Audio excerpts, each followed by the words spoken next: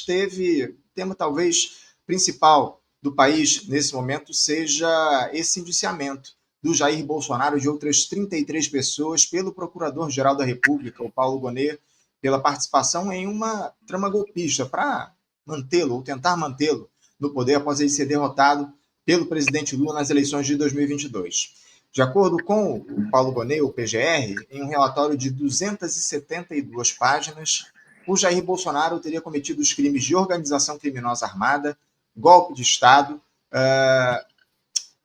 tentativa de abolição do Estado Democrático de Direito, dano qualificado pela violência e grave ameaça contra o patrimônio da União e deterioração de patrimônio tombado. É o que está aí nessa denúncia oferecida pelo Paulo Gonet e enviada à Procuradoria-Geral da República. Muitos detalhes já surgiram a respeito disso. O Cacai, ontem já houve muita discussão a respeito desse tema. A denúncia foi feita na noite da última terça-feira.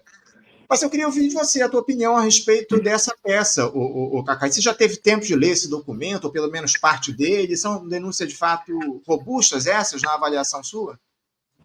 Olha, na verdade, tecnicamente falando, é mais do que o indiciamento. Quem faz o indiciamento é a Polícia Federal, que já tinha feito, quando fez aquele relatório lá de 800 e tantas páginas, muito técnico, muito bem preparado.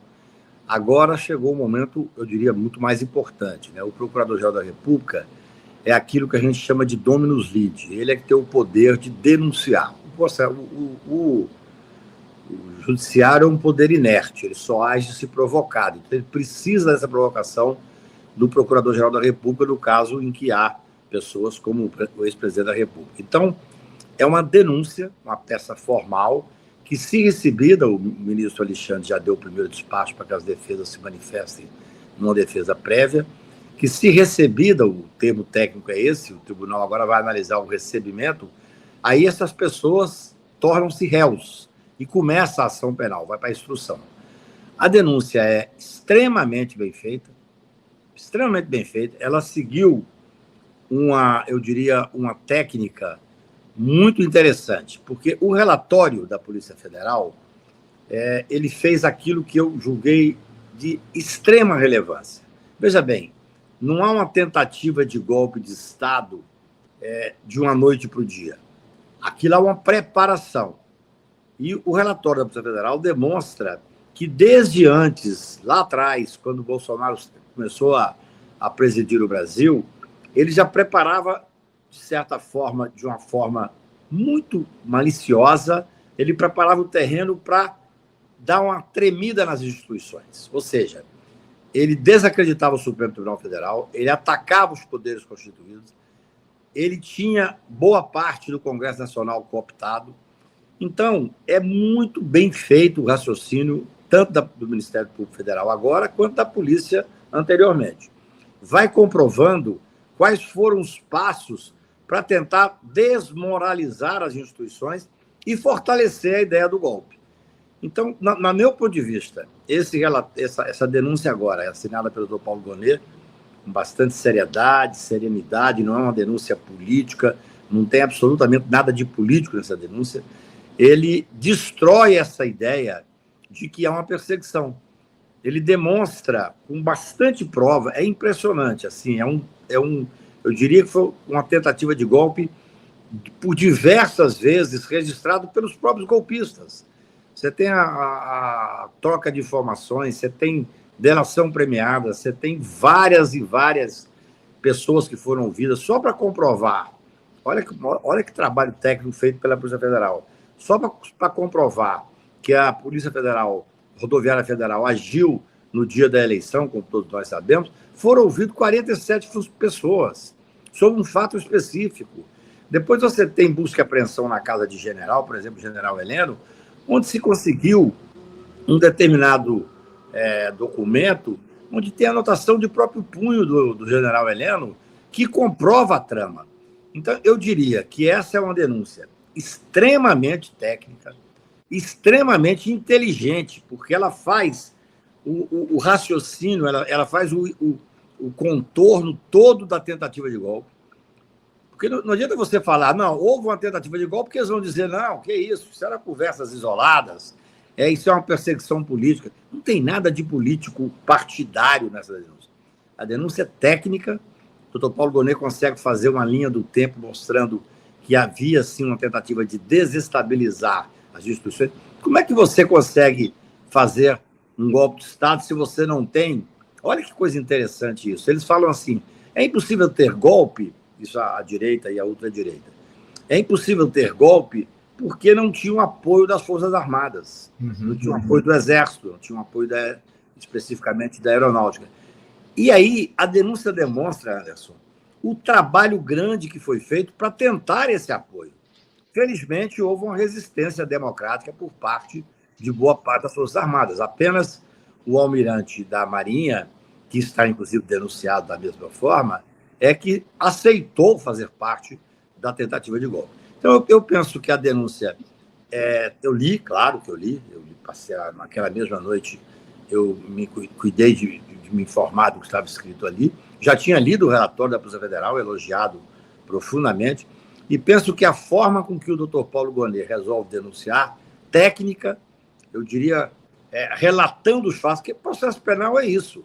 Você tem que relatar os fatos e provar aquilo que você está imputando. As imputações são seríssimas, como você bem disse, é uma tentativa de golpe, a tentativa de instituir no Brasil uma ditadura militar. E aí, o contexto é muito forte, demonstra por que as pessoas estavam na frente dos quartéis, qual era o objetivo daquelas pessoas, até chegar em 8 de janeiro, onde se tentou, aí sim, ocupar a sede dos 3 poderes.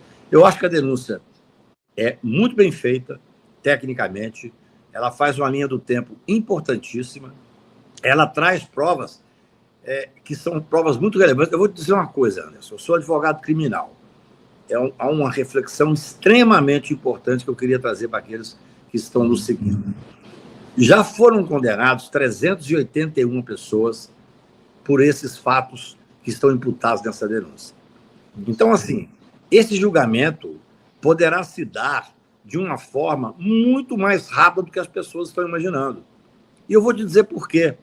Porque quando você tem uma denúncia, agora o ministro Alexandre, ao que consta da mídia, já determinou que as pessoas que foram denunciadas, a expressão técnica é essa, apresentam uma defesa. Em seguida, o Supremo vai se reunir se recebe ou não a denúncia. Receber é um termo técnico. Em recebendo a denúncia, eles viram réus e começa a instrução. Só que a instrução, nesse caso, Anderson, eu queria chamar a atenção para isso com a minha experiência de 40 anos de advocacia criminal. É uma instrução razoavelmente simples. Os fatos estão postos, houve busca e apreensão, houve delação, houve vários depoimentos, há documentos, assim, de sobra que comprova a trama criminosa. Então, recebida a denúncia, vai começar a instrução e, por incrível que possa parecer, essa instrução tende a ser muito rápida. Por quê? Porque eu digo o seguinte, a materialidade está absolutamente comprovada. O Supremo já julgou e condenou 381 pessoas pelos mesmos fatos, com detalhes aqui e acolá. Assim, mas vamos ter muitas testemunhas. O doutor Paulo Gonet foi muito inteligente também nisso.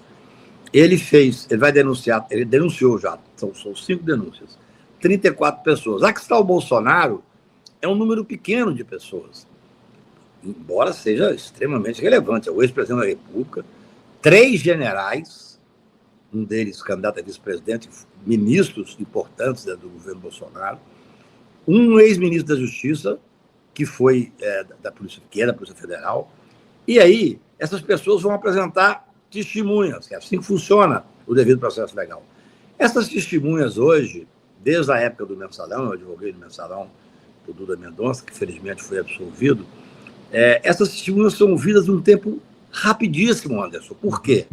O Supremo abriu mão, já na época do Mensalão, do próprio relator ouvir as pessoas. Ele delega para o carta de ordem para juízes federais.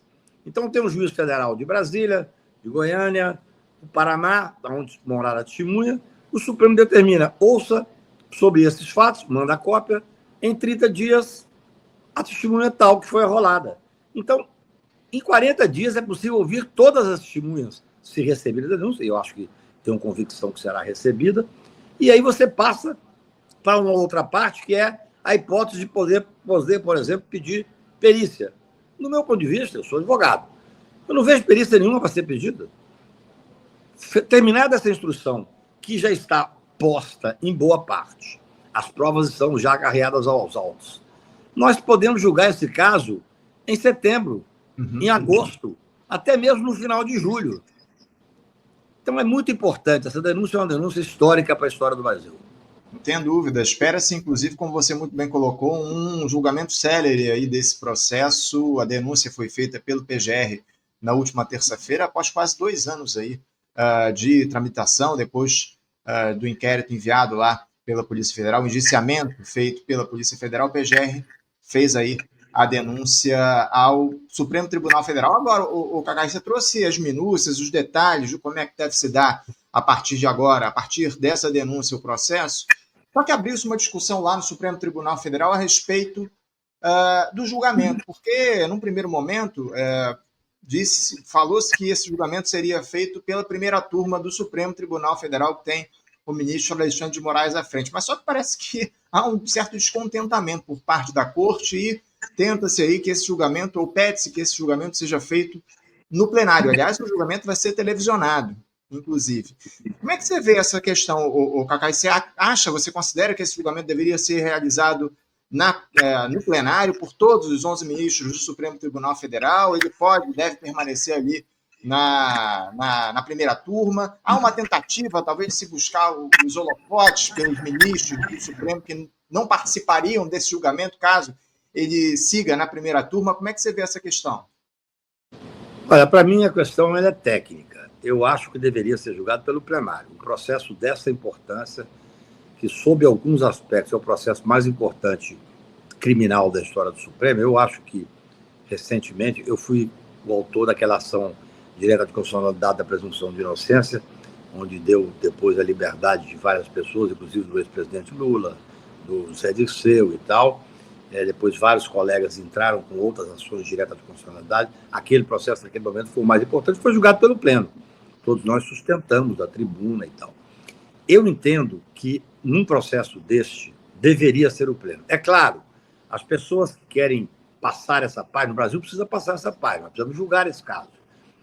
As pessoas falam que a anistia traria a pacificação. Não, o que vai trazer a pacificação é o término desse processo com a condenação, eu tenho convicção da condenação das pessoas responsáveis por uma tentativa de golpe, para que o Supremo, inclusive, possa parar de viver em torno de processo criminal. Agora, veja bem, eu conversei esta semana com 3 ministros do Supremo que me disseram que já há uma determinação, assim como tem sido nos outros casos, do julgamento se dar na primeira turma.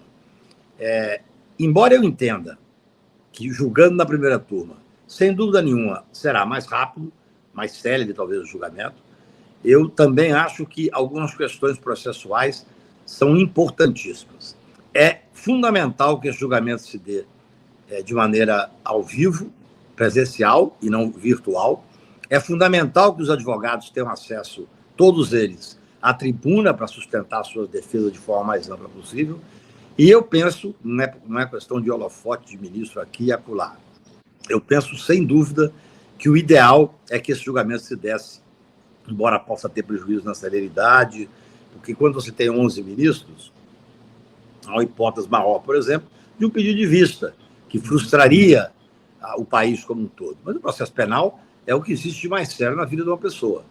Então, eu entendo que, tecnicamente, esse julgamento deveria se dar no plenário, de forma presencial e, sem sombra de dúvida, dando aos advogados a ampla defesa. Ampla defesa, Anderson, que, de certa forma, o grupo bolsonarista não deu para muitos dos que foram, por exemplo, acusados da Lava Jato. O Sérgio Moro, que é o mentor desse grupo, que foi aquele que foi o maior eleitor do Bolsonaro, ele não dava o direito à defesa. Tecnicamente falando, o ideal seria que fosse no plenário do Supremo. E de